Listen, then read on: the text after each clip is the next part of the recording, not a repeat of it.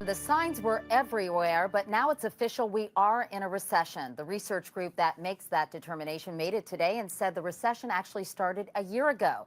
But the question now, when will it end? President Trump announces he wants to abolish the IRS, and with it, 90,000 federal jobs. Elon Musk absolutely destroys the ODI, and with it, $125 billion in DEI programs, with a goal of cutting $2 trillion in government spending, which is obviously going to lead to a lot more layoffs. And what is this whole external revenue service exactly? And will all these actions prevent the United States economy from going into depression? And will it only lead us into recession?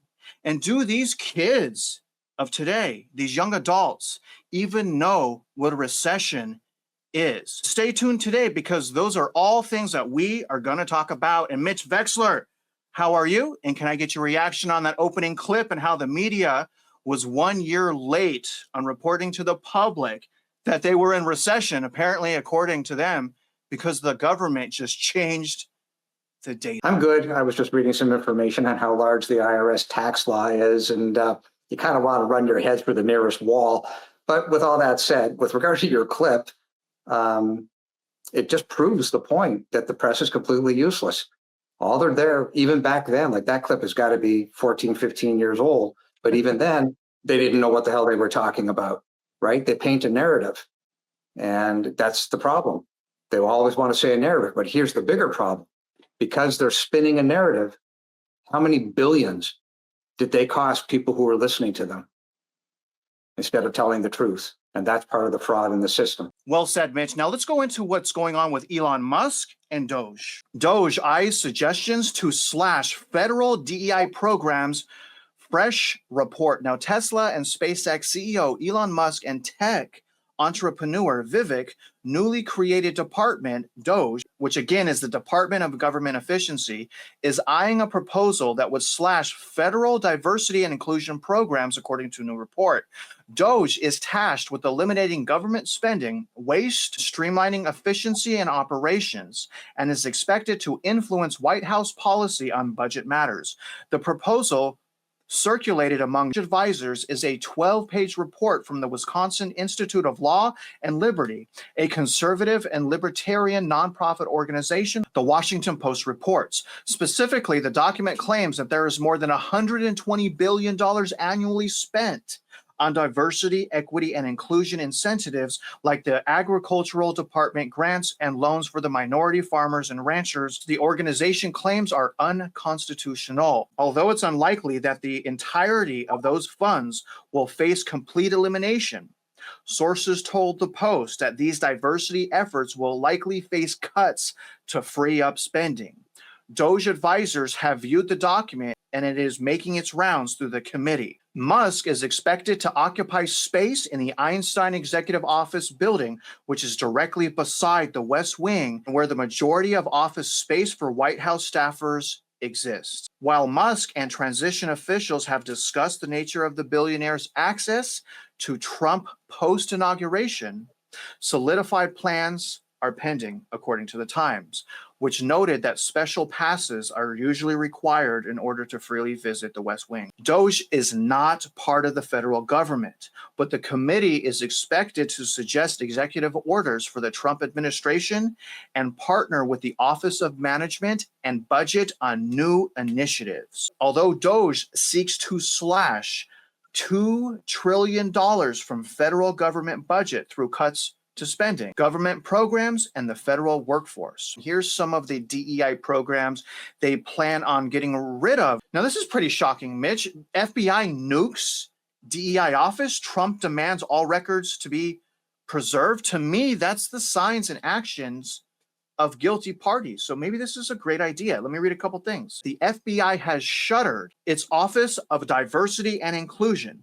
Shortly after the announcement, President-elect Trump called for all records related to the woke unit of the federal agency to be preserve. The move comes amid a broader rollback of diversity, equity, and inclusion initiatives across corporate America and other parts of the federal government. This is from President Trump. We demand that the FBI preserve and retain all records, document, and information on the now closing DEI office. Never should have been opened, and if it was, should have been closed long ago. Why is it that they're closing one day before the inauguration of the new administration? The reason is corruption. My first question to you, Mitch Vexler, is do you think that Elon Musk, through that department, can really cut $2 trillion in government spending? And do you think it would be difficult? Let's back up for a second. It's not just the spending, it's the result of the spending. In other words, the DEI is a fraud. The Green New Deal is a fraud. Think of it this way. If those things didn't exist in the system and were never dreamt up, as delusional as they are, how much more money would be circulating today but for that fraud? And that's the reality of it. So what else can we get rid of in order to achieve $2 trillion? Well, inflation is a hidden tax. The inflation caused by the Federal Reserve isn't 150 billion, it's trillions. You want to end this problem? Start looking at the big buckets of fraud. Federal Reserve, 23,000 employees could be brought down to 50 in a nanosecond. And even when you've got those 50, the reality is it's still a 50-50 bet as to what Jerome Powell or any other Fed chair will do. In other words, they are replaceable. Start looking for the big buckets of money, the fraud, and yes, then you have a system that works for all citizens. Therefore, yes, it can be done, right? The inflation is a fraud. We've proven it at the real estate tax level, and you've seen it in the inflation numbers from the Federal Reserve themselves. One way they can get to saving $2 trillion in reckless government spending is to allow banks to fail. And I want to remind the viewers what that looks like by looking at a clip from about 15 years ago of the collapse of Leman Brothers. And I say that because I don't want you to freak out when the media tries to get you to freak out, so that it prompts you to allow the government to just print money and bail out the banks. Remember what it looks like. Leman Brothers is going bankrupt, and financial markets from Asia to Europe are doing their utmost to prevent Monday from turning from dark to black. Employees of America's fourth largest investment bank saw the writing on the wall late Sunday after talks to pull them back from the abyss collapsed. British firm Barclays Bank said no thanks, while Bank of America decided instead to help another struggling bank, Merrill Lynch, in a merger deal worth over $50 billion. The U.S. government said it won't bail out Lehman, which last week announced more than $3.9 billion in losses. Shares in Leman Brothers have plummeted more than 80% in 2008 alone. Let the banks fail. Now let's move on to the next article that's going to go into President Trump wanting to abolish the IRS and the 90,000 jobs that come with it. Take a look at this. The House GOP bill aims to abolish the IRS and rewrite the tax code. The Republican-controlled U.S. House of Representatives and Senate could spell disaster for the future of the IRS. A week before the inauguration day, a dozen GOP lawmakers reintroduced, I should say, because this has been around for a long time, the Fair Tax Act of 2025. The bill seeks to abolish the IRS and repeal, listen to this, guys, all personal and corporate income tax and the death tax, gift tax, and payroll tax. The proposal would dismantle the current federal tax code and replace it with a single national sales tax. Isn't that interesting? That's what Mitch and I have been talking about, only to stop property tax, which is a huge issue. The consumption tax would be paid by everyone in the country, including illegal immigrants. It's not the first time the Fair Tax Act has been heard in Congress, but it has never moved forward. However, the proposal comes as the IRS faces many challenges this year, including losing another $20 billion in critical enforcement funds, potential new IRS leadership, and appearing starkly at odds with the incoming Trump administration. Now, listen to this. This is very interesting. Fair Tax Act of 2025 would replace key federal government revenue sources with a national sales tax and rebate. These include personal and corporate income tax, death tax, gift tax, and payroll tax. Now, when I come down here, if enacted, the national consumption tax would be a tax inclusive rate of 23% as of the year of 2027. Realistically, economists say that the rate would increase to about 30% according to the Tax Foundation. So for every dollar spent, taxpayers would pay the federal government 30 cents on the dollar. That's very interesting. What is a consumption tax? A consumption tax would shift the collection of taxes from your earnings to your spending, and that may not be a bad idea. Under the current tax law, the U.S. collects revenue from taxing your individual income and capital gains tax, among other taxes. Some states also levy a consumption tax as sales taxes and excise taxes. This has been going on, I think, since the 1990s. What can the IRS expect in 2025? The IRS and federal tax code can expect a shakeup as the U.S. presidency changes hands. President-elect Donald Trump's tax agenda would be busy this year, starting with tackling the looming Tax Cut and Jobs Acts, the TCJA. Trump has also proposed ending taxes on tipped workers, as well as abolishing income taxes on Social Security benefits. I love it, but I don't see anything ending property taxes. Also, what's interesting is IRS Commissioner actually plans on stepping down on Trump's inauguration day. Isn't that interesting? And this is his statement. After significant introspection and consultation with others, I've determined the best way to support a successful transition is to depart the IRS on January. So that's one layoff right there. Good job, President Trump. Good job, Elon Musk. That's one. He was not supposed to step down until the end of 2027. The agency has grown its workforce to more than 90,000 employees. That's up from 79,000 employees at the end of 2022. I wonder if that's why the labor market appears good. That represents less than half of the hiring it plans to make by fiscal 2025. IRS expects to grow its workforce to 105,000 employees by that year, which would mark a 33% increase from the fiscal year of 2022. Much of that growth would be driven by surging staffing in enforcement. Do you think that President Trump can actually abolish the IRS? And there's an and to this, Mitch, and take your time here. And can he actually get that law passed to where it ends all income taxes? What do you think, sir? You got to be careful on the language here. So abolish the IRS is different than creating a system that is able to collect minus enforcement. The IRS has no business whatsoever enforcing jack squat, right? That's a conflict of interest. You want to be an accountant and make sure that revenues come in, that's perfectly fine. But then if something is wrong and somebody's done something wrong, that goes to another body. First thing. Second thing is, U.S. has a huge job to do on a much larger scale, which is restore credibility.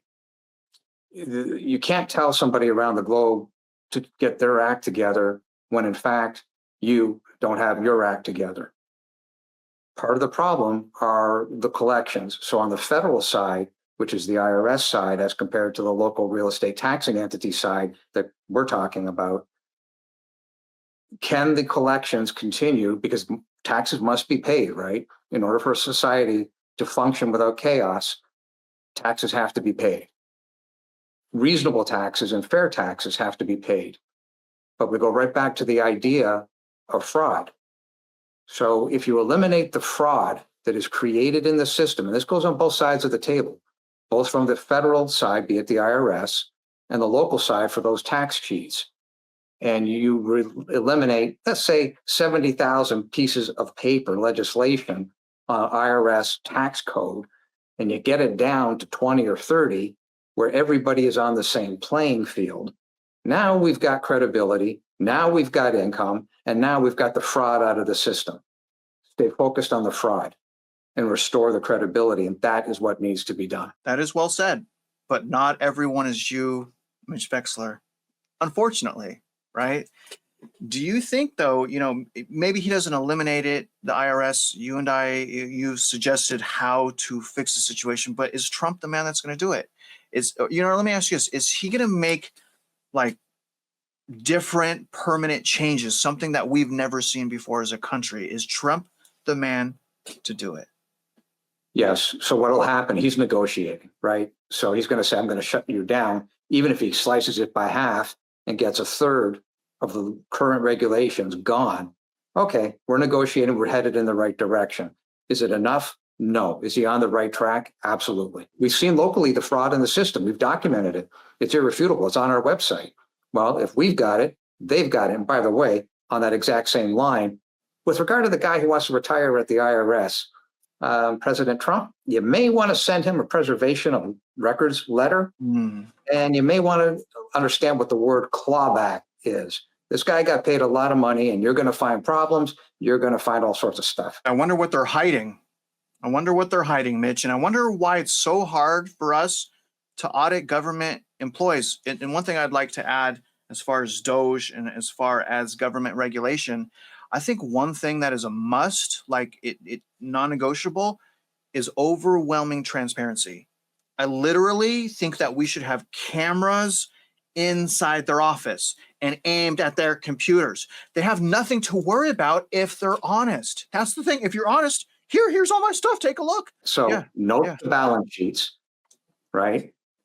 Bond schedules and sources and uses. We got another school district that came in yesterday on that exact same issue. A report was issued. It's 131 pages. And I promise you, you could take a lighter and light it on fire because it literally means nothing. 131 pages from an alleged accounting firm. The accounting firm is just going to say, well, we're just doing what it is we were given. Okay, but if you weren't given the bond schedule, then how in the world does this 131 pages mean anything? It literally means nothing. It was created as an illusion to make the public think that something was happening in this school district. To your point, bond schedule, sources and uses, and notes to the balance sheet. Now you've got transparency. Without the transparency, you've got rampant fraud, and that's exactly what's going on in the school district. Throw a camera in there while you're at it, because I don't trust them to do those things that you said, but add those things and then put a camera there, because we cannot afford to openly trust them any longer. We can't. Yes. It's guilty till proven innocent, and that's just the way it is. Now, for the young adults and for the new viewers, I'm going to play about 40 seconds of a video of our last great recession back in 2008 and 2009, just to remind you what it is we went through, because a lot of people, unfortunately, and this is how human beings work, forget. This is the most significant financial crisis in the post-war period. There are fears the sell-off will continue on Wall Street. Soaring gas prices, falling home prices, and rising unemployment. What kind of recipe is that? Overall, that's a recipe for a recession. 2008 was a bad dream. It was a bloody year on Wall Street and a real capitulation for a system run amok. Nearly 250,000 homeowners are in danger of losing their homes. The bankers made irresponsible loans to homeowners, permitted them to buy property on margin. Then the housing prices collapsed, the mortgages couldn't be paid, and the banks essentially became insolvent. The collapse of Bear Stearns was catastrophic. It was a wake-up call to Wall Street. That was a real tell in the unfolding and the house of cards coming crumbling down. Isn't it interesting that the mortgage-backed securities, the CDOs, credit default obligations, the bonds, and the pensions are completely void in any of those press discussions whatsoever? And isn't it interesting that those are the documents, the paper that was rescued? How many millions of people lost their homes? Yet what got rescued? Through the Deutsche Bank issue, when all those things were transferred to Deutsche Bank? The banks. The banks were rescued. Yet in the press, not a word. You just saw that entire article, not a single word about the pensions, the bonds, the mortgage-backed securities, the credit default obligations, and all that paper was many times more in terms of as compared to the houses themselves. Let's move on first to see what this whole external revenue service really is. Trump's external revenue service plan will strike fear into the countries doing business with the U.S., economist says. And I'm going to get your opinion here in a second, Mitch, but let me tell the viewers what's going on. During an exclusive interview with Fox, former Trump State Department chief economist expressed praise for the innovative plan, arguing that the move would strike fear into countries who conduct business in the U.S. Trump announces new external revenue service to collect foreign money. This is classic President Trump. He is innovative. He thinks outside the box. He's thinking about what we can do to improve the functions of the government for the American people. And I think that the words Internal Revenue Service strike fear in the hearts of many American taxpayers. And the purpose of an External Revenue Service would be to look at exactly that. I wonder if they can also stop them from purchasing residential homes or SFRs and things like that. President-elect Donald Trump revealed on Tuesday that he plans to establish a new agency called the External Revenue Service, which would work to collect tariffs, duties, and revenue, again, from foreign countries. We'll begin charging those that make money off of us with trade, and they will start paying, finally, their fair share. When people hear the words tariff, they worry about consumer prices. They worry about how those tariffs will be levied and collected. Although the president's tariff strategy has caused unrest for some Americans, they argue that the External Revenue Service will provide comfort for the plan. If you put a system where those tariffs are looked at, transparency, how they are initiated and how they are collected, it's going to provide some comfort to the people who don't understand and who feel like there may not be a regulated enough thought process on how to institute tariffs, she concluded. Do you think overall creating an external revenue service, is that a good idea for the American people? Well, yes, if you're talking about a handful of people who have a sole goal of establishing credibility globally and reestablishing credibility that the United States has lost. So it doesn't have to be a big organization. It just has to be something that can report to the administration that says, here is the fraud that is being committed upon the US people by dumping steel, as an example, or by dropping the true cost of production, or a government subsidizing the cost of production to lower that cost of production, which has an effect on our companies being able to compete. So if its sole goal is to eliminate the fraud of materials coming into the United States and put the United States on an even playing field with the other countries, amen. It's all about credibility. I told you I was going to play you a clip from 15 years ago warning the American people about 401ks and losing money. Listen to this clip, Mitch, and then we'll get the viewers out of here. The effects of the current economic crisis have touched everyone. Even if you still have a good job and a paid-up mortgage, chances are your monthly 401k statement will remind you that you've lost a good chunk of your savings. Trillions of dollars have evaporated from those accounts that have become the prime source of retirement funds for a majority of American workers, affecting their psyche and their future. If you're still young enough, there's time to rebuild and recover. But if you're in your 50s or 60s or beyond, the consequences can be dire. And it's drawing attention to the shortcomings of a retirement system that's jeopardized the financial security of tens of millions of people. That's from 15 years ago, and the problem is even worse. Mitch, I want to give you the last word, sir. How are we going to end this one today? Yes, it has happened, and it is happening right now. We've gone on the attack on the pensions at the school districts, the 401ks, because the fraud that's being committed, they invest mom and pop through their 401ks, through their pensions, in the bonds that are issued by the schools. And those bonds are backed by what is believed to be the implicit guarantee of mom and pop, which simply isn't true, because the only thing separating 37% of the households from bankruptcy is $9,000, of which $7,000 is the real estate tax. And to that point, it happened in the past on these 401ks, but now because the banks were never allowed to file bankruptcy to stop them from doing what they're doing, you have the Social Security system. And I want to point out, due to the inflation that's been used and propped up and created to offset the damage at these banks, if you receive and you're retiring $4,000 per month on your Social Security payment, and you're 10 years from now, based on the trajectory of the inflation, the way it's going right now, there's a high probability your $4,000 that you would receive today in 10 years from now will only buy you $1,000 worth of goods and services, i.e. food. By then, that $1,000 may only buy you 2 grocery carts of food. So what you think you have in today's world is not what you really have.